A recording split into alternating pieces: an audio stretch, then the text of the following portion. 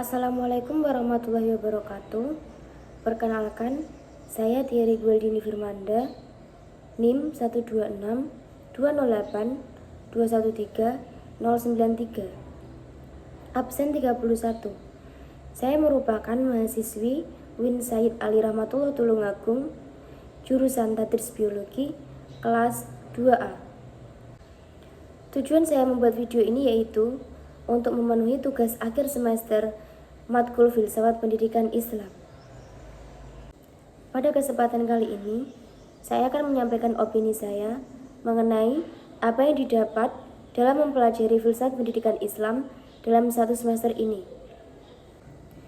Di sini, kita sebagai mahasiswa Win Said Ali Rahmatullah Tulungagung bukan hanya mempelajari filsafat pendidikan, tetapi juga mempelajari filsafat pendidikan Islam.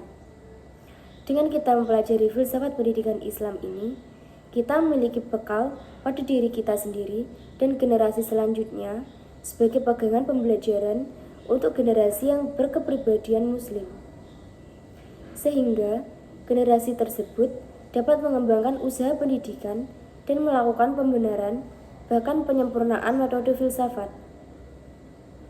sehingga membawa hasil yang lebih baik. Selain itu, ada juga yang kita peroleh dari mempelajari pendidikan Islam. Yang pertama, memberikan inspirasi kepada para pendidik untuk melaksanakan ide tertentu dalam pendidikan. Melalui filsafat pendidikan Islam, filsuf memaparkan idenya, yaitu bagaimana pendidikan itu, kemana pendidikan itu diarahkan, dan siapa yang patut menerima pendidikan itu, dan bagaimana cara mendidik dan peran pendidik. Yang kedua, menganalisis. Maksud dari menganalisis itu sendiri yaitu memeriksa secara teliti bagian-bagian pendidikan agar diketahui secara jelas validitasnya. Hal ini perlu dilakukan agar dalam penyusunan konsep pendidikan secara utuh tidak terjadi kebingungan, tumpang tindih, serta arah yang simpang siur. Yang ketiga, mendeskripsikan. Maksudnya yaitu dalam filsafat pendidikan Islam, upaya untuk menjelaskan atau memberikan pengaruh kepada pendidik melalui filsafat pendidikan Islam. Dijelaskan dapat berupa hakikat manusia, aspek peserta didik yang perlu dikembangkan, batas-batas keterlibatan pendidikan, arah dan target pendidikan, serta sesuai dengan minat peserta didik. Yang terakhir yaitu menginvestigasi. Menginvestigasi ini memeriksa atau meneliti atau kebenaran teori pendidikan. Pendidik tidak dibiarkan begitu saja mengambil suatu konsep atau teori pendidikan untuk dipraktikkan di lapangan. Kemudian terdapat poin yang paling penting dalam kita mempelajari filsafat pendidikan Islam, yaitu untuk mendekatkan kita kepada Sang Pencipta agar lebih bertanggung jawab terhadap kewajiban dengan cara mampu berkomunikasi berdasarkan ajaran agama dengan informatif, baik, logis, dan benar. Kemudian, konsep ideal pendidikan Islam yang menyangkut dengan konsep, sistem, dan konsep pendidikan Islam yang sesuai yang kita pelajari yaitu untuk membawa pada sebuah tujuan yang sesungguhnya dalam pendidikan Islam, yang memiliki makna bahwa pendidikan Islam secara khusus dan keseluruhan memiliki tujuan untuk meningkatkan keimanan dan ketakwaan kepada Allah Subhanahu wa Ta'ala. Dan secara umum serta khusus, konteks pendidikan Islam ini mengacu pada sebuah Pancasila, pada sila yang pertama.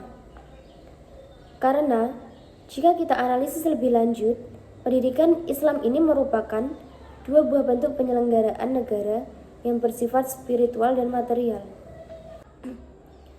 Pendidikan Islam dapat memberi warna distintif dengan menekankan konteks besar mengenai Islam rahmatan lil alamin, bahwa sikap moderat bukan hanya penting dibangun untuk sesama manusia, tetapi juga kepada semesta alam. Sikap ini akan menjadi fondasi bagi karakter insan pendidikan Islam yang menghargai alam dan lingkungan, serta menghindari kecenderungan eksploitatif. Pendidikan Islam dengan beragam sistem dan tingkatannya dari waktu ke waktu senantiasa mengalami tantangan. Berbagai kemajuan dan ketertinggalan pendidikan Islam seperti yang terdapat dalam sejarah, antara lain disebabkan kemampuannya dalam menjawab berbagai tantangan yang dihadapi. Tantangan pendidikan Islam saat ini jauh berbeda dengan tantangan pendidikan Islam sebagaimana yang terdapat pada zaman klasik dan pertengahan, baik secara eksternal maupun internal. Tantangan pendidikan di zaman klasik dan pertengahan cukup berat, namun secara psikologis dan ideologis lebih mudah diatasi. Tantangan pendidikan Islam di zaman sekarang, selain menghadapi pertarungan ideologi besar di dunia, sebagaimana negara-negara maju seperti Amerika, Jepang, Cina, benua Eropa, dan lain-lain, juga menghadapi berbagai kecenderungan yang tidak ubahnya seperti badai besar dan tsunami. Penyebab kurang majunya pendidikan Islam dibandingkan pendidikan Barat karena pendidikan Barat memiliki konsep manusia sebagai sumber ilmu pengetahuan. Jadi, para ilmuwan Barat sangat ambis dan memiliki prinsip bahwa kebenaran pengetahuan ditentukan pada seberapa logis, empiris, dan bisa diverifikasi melalui observasi ilmiah, dan hasilnya terukur dengan pasti. Pada abad Renaissance, para orang Barat belajar pada pendidikan di Timur Tengah. Namun, saat pulang ke negaranya sendiri, mereka mengembangkan ilmu-ilmu yang diperoleh karena mereka punya prinsip rasionalisme di mana merupakan kebebasan berpikir. Adapun beberapa faktor yang melandasi lembaga pendidikan Islam tertinggal jauh dengan lembaga pendidikan Islam lainnya. Yang pertama, keterlambatan respon pendidikan Islam akan perkembangan yang terjadi. Yang kedua, Islam kebanyakan masih lebih cenderung mengorientasikan diri pada bidang-bidang humaniora dan ilmu-ilmu sosial ketimbang ilmu-ilmu eksakta semacam fisika, kimia, biologi, dan matematika modern.